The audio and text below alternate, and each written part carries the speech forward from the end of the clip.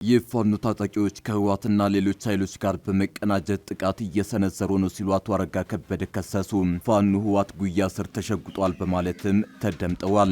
ጄኔራል መሐመድ ተሰማ በበኩላቸው ፋኖ በህዝቡ ተተፍቷል ብለዋል። በተጨማሪም ጄኔራሉ በብር ሸለቆ ለክልሉ አዲስ ሰልጣኝ ሚሊሻ ሰራዊት ትዕዛዝ ሲሰጡ ታይተዋል። በዝርዝር ታደምጡታላችሁ። እነ ጄኔራል ጻድቃን አፋር ክልል ያደራጁትን ሀራ መሬት ከመንግስት ኃይሎች ጋር አቀናጅተው ወደ መቀሌ ለመዝመት መዘጋጀት ታቸውን ገለጹ። ከህወሓት አፈንግጦ በአፋር ክልል የራሳቸውን ጦር ያደራጁት ጄኔራሎችና ከመቀሌ ሸሽቶ አዲስ አበባ የከተሙ በነ ጄኔራል ጻድቃንና ጌታቸው ረዳ የሚመራው ኃይል ወደ ትግራይ በኃይል ሰብሮ ለመግባት ቆርጧል። በሌላኛው ዘገባችን ታደምጡታላችሁ።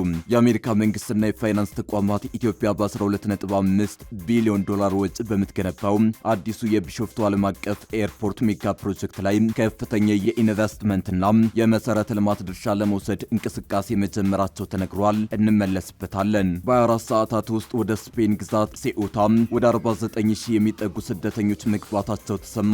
ጉዳዩ በርካቶችን እያነጋገረ ነው። ታደምጡታላችሁ። አክብሮታዊ ሰላምታችን በያላችሁበት የዓለም ዳርቻ ይድረሳችሁ። የተወደዳችሁ የአንድ አፍታ ሚዲያ ቤተሰቦች ከአንድ አፍታ ለአሁኑ መደመጥ አለባቸው ያልናቸውን ዜናዎች ወደ እናንተ የምናደርስበት ሰዓት ላይ ተገኝተናል። አብራችሁን ትቆዩ ዘንድ ግብዣችን ነው።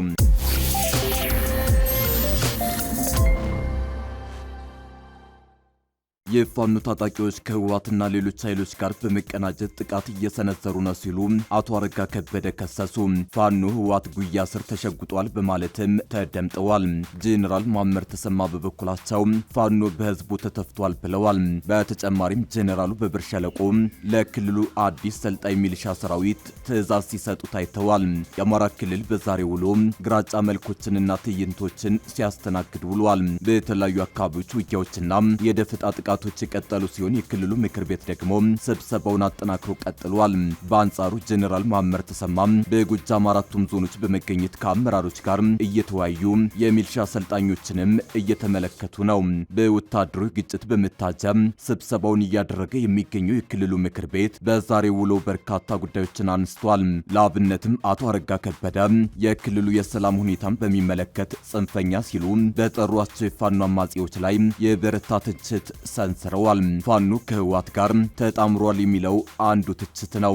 አሁን ላይ ፋኖ ከህወሓትና ሌሎች ኃይሎች ጋር በመሆን በክልሉ ጥቃት እየሰነዘረ ነው ያሉት አቶ አረጋ ፋኖ ህወሓት ስር ሂዶ ተሸጉጧል ሲሉ በግርም ተናግረዋል። ትናንት ህወሓት በአማራ ክልል ላይ በደል ፈጽሟል ያለው ኃይል ዛሬ 360 ዲግሪ ተለውጦ ህወሓት ስር ተሸጉጧል። ስምሪት ይቀበላል፣ አደረጃጀት ይፈጥራል፣ ሎጂስቲክ ይቀበላል፣ አማራ ክልልን ለማተራመስ ጥረት እያደረገ ነው። እኛም ብንሆን ውስጣዊ ያመራሩን አንድነት የሚፈታተኑ ሁኔታዎች አሉ።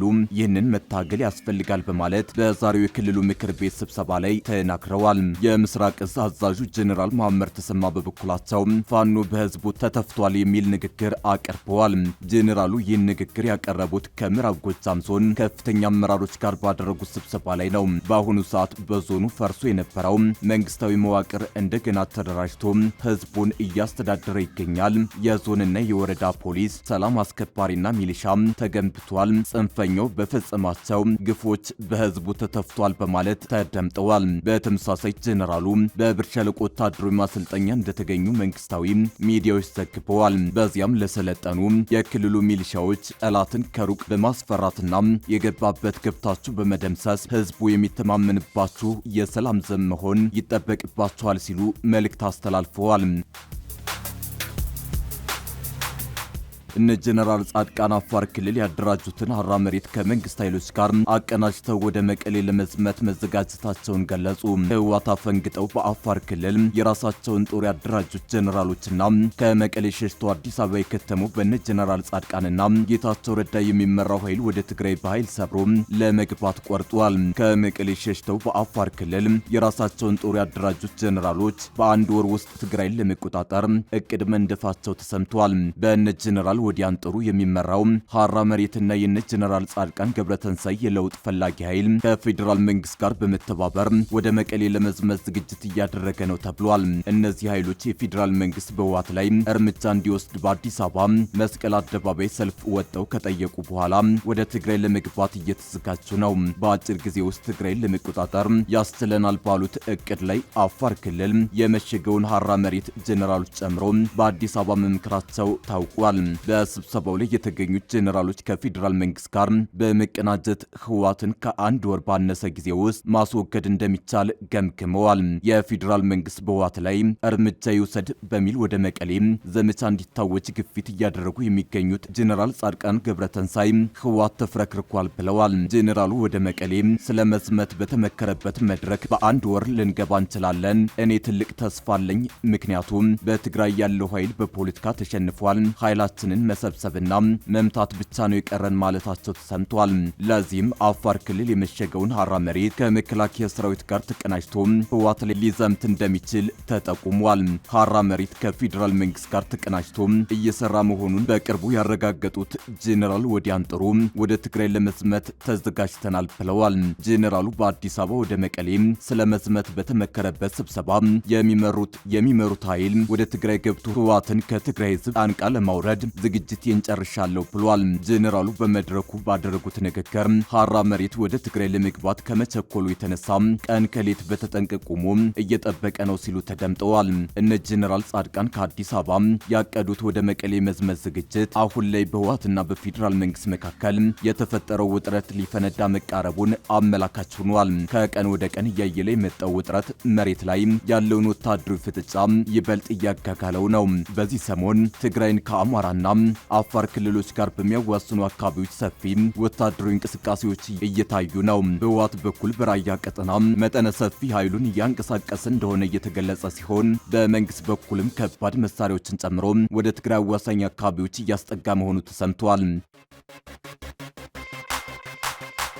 የአሜሪካ መንግስትና የፋይናንስ ተቋማት ኢትዮጵያ በ12.5 ቢሊዮን ዶላር ወጪ በምትገነባው አዲሱ የቢሾፍቱ ዓለም አቀፍ ኤርፖርት ሜጋ ፕሮጀክት ላይ ከፍተኛ የኢንቨስትመንትና የመሰረተ ልማት ድርሻ ለመውሰድ እንቅስቃሴ ጀምረዋል። እንደ አውሮፓውያን አቆጣጠር በጁላይ 2026 መጨረሻ ላይ በተካሄደው የሁለትዮሽ ውይይት በአሜሪካ የንግድ ሚኒስቴር የተመራሉ ከኢትዮጵያ የገንዘብ ሚኒስተር አቶ አህመድ ሺዴ ጋር በመገናኘት የአሜሪካ የግልና የመንግስት የፋይናንስ ተቋማት የኮንትራክተር ኩባንያዎችና የልማት አጋሮች በፕሮጀክቱ የመጀመሪያ ምዕራፍ የፋይናንስ አቅርቦት ላይ እንዲሳተፉ በሚቻልበት ሁኔታ ላይ መክረዋል።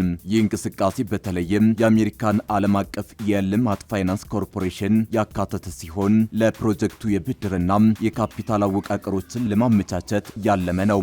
ከዚሁ ጋር ተያይዞ የአሜሪካ የሎጂስቲክስ ኩባንያዎች ከፕሮጀክቱ ጋር የማገናኘት እንደ ቦይንግ ካሉ የአቪዬሽን ግዙፍ ተቋማት ጋር ያለውን የንግድ ትስስር የማጠናከርና የውጭ ሀገር ኢንቨስተሮች የሚያገኙትን ትርፍ ወደ ሀገራቸው ለመመለስ የሚያስችሉ የውጭ ምንዛሬ ማዕቀፎችን የማስተካከል ስራዎች ትኩረት ተሰጥቶባቸዋል። በጥር 2026 በቢሾፍቱ አቅራቢያ አቡሴራ በተባለ ስፍራ ግንባታው የተጀመረው ይህ ኤርፖርት አሁን ያለውንና ከፍተኛ ጫና የበዛበትን የቦሌ ዓለም አቀፍ ኤርፖርት የሚተካ ነው። በ35 ካሬ ኪሎ ሜትር ቦታ ላይ የሚያርፈው ይህ ግዙፍ ፕሮጀክት በዓመት ከ100 ሚሊዮን በላይ መንገደኞችንና 4 ሚሊዮን ቶን ጭነት የማስተናገድ አቅም የሚኖረው ሲሆን በዙሪያው ሆቴሎችና የንግድ ማዕከላትን ያካተተ የኤርፖርት ከተማን ይይዛል። የመጀመሪያው ምዕራፍ አገልግሎት መስጠት የሚጀምረው በ2029-2030 እንደሚሆን ይጠበቃል። የዋሽንግተን በምስራቅ አፍሪካ የመሰረተ ልማት እንቅስቃሴ ላይ ያለው ንቁ ተሳትፎ ኢትዮጵያ ከምታደርገው የማክሮ ኢኮኖሚ ማሻሻያና የብር የምንዛሬ ተመንን ነጻ ከማድረግ እርምጃ ጋር ተገጣጥሟል። የአውሮፓ የመካከለኛው ምስራቅና የቻይና በዳሪዎች ፍላጎት ባሳዩበት በዚህ ግዙፍ ፕሮጀክት ላይ የአሜሪካ በስፋት መግባት ምዕራባውያን በቻይና የታየውን የመሰረተ ልማት የበላይነት ለመቀናቀን የሚያደርጉት ስትራቴጂካዊ እንቅስቃሴ እንደሆነ በኢኮኖሚና ፖለቲካ ተንታኞች ዘንድ እየተገለጸ ይገኛል። የስፔን ባለስልጣናት በሰሜን አፍሪካ ወደምትገኘው ሴኡታ 49000 ያህል ስደተኞች በየብስና በባህር በ24 ሰዓት ውስጥ ገብተዋል ተብሎ እንደሚገመት ተናገሩ። ሐሙስ ዕለት ከአካባቢው የወጡ ፎቶዎችና ተንቀሳቃሽ ምስሎች በሺዎች የሚቆጠሩ ስደተኞች በዋናው ወደ ግዛቲቱ ሲያቋርጡ የታዩ ሲሆን የአካባቢው መገናኛ ብዙሃን ሌሊቱንም መቀጠሉን ተናግረዋል።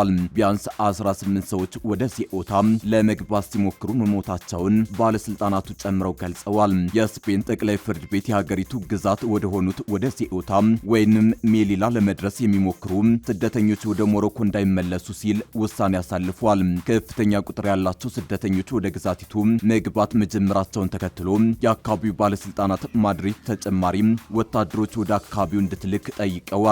ነገር ግን ሐሙስ ዕለት በርካታ ስደተኞች በተመሳሳይ ጊዜ ከሞሮኮ በመነሳት የሴኡታን ድንበር ጥሰው ገብተዋል።